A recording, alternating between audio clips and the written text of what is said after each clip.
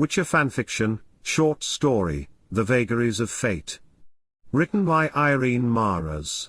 The vagaries of fate. On a perfectly ordinary evening, the camp was restless. Everyone was speaking about something. Riana, who was dressed in her performance costume, walked between the carts and tents closer to the stage. "What's going on?"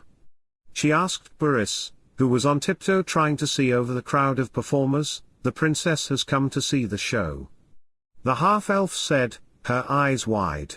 "A princess? The Princess of Sintra? Don't be silly." Riana scowled and tried to peer over the spectators who had now arrived, but could see nothing over the huddled performers. Finally, she jumped on top of the barrel and looking down, she saw a figure that had to be Princess Pavetta.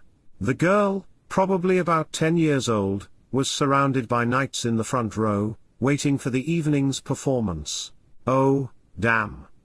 Riana groaned and jumped down. "I was supposed to do a story about a sailor and a sea hag, but I can't play that for a princess.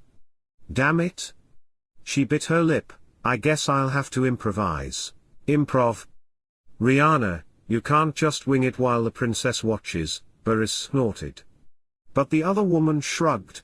"As long as I'm not the last performer, I?"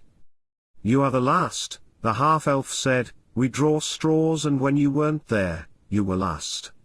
You know the rules?" Riana sighed deeply. The last performance always had to be great, to be remembered, brilliant. "I'll think of something."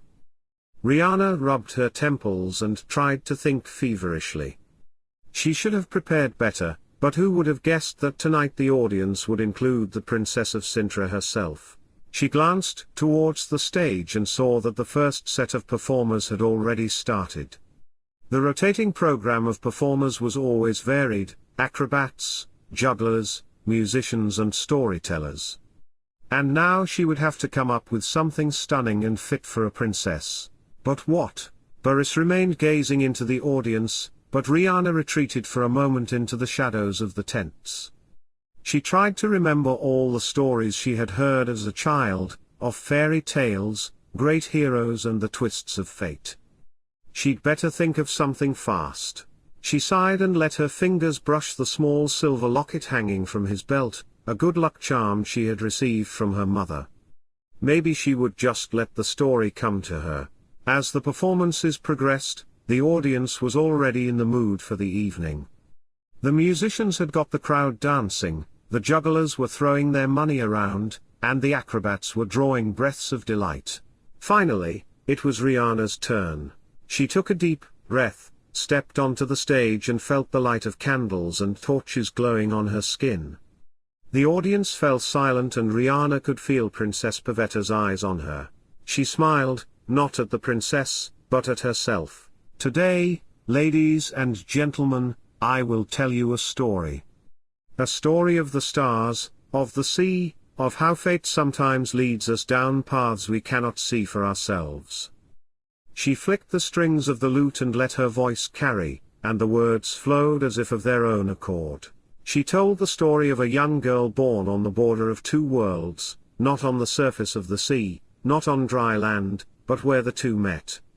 A girl who grew up between dreams and reality and who learned that sometimes the greatest secrets of all lie in the places no one knows where to look. Pavetta listened, hands in her lap. The audience was totally focused on the performances, all but one. Avallac'h stood a little further away, apart from the crowd, his eyes fixed on Pavetta.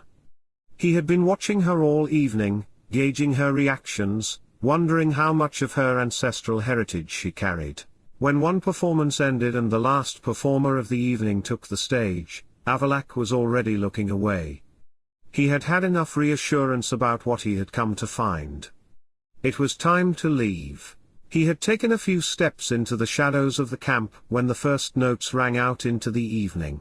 The lute's chords were soft but strong, there was something captivating about them, not just in the skill of the playing, but in the way the tunes seemed to envelop the audience in their silent attention.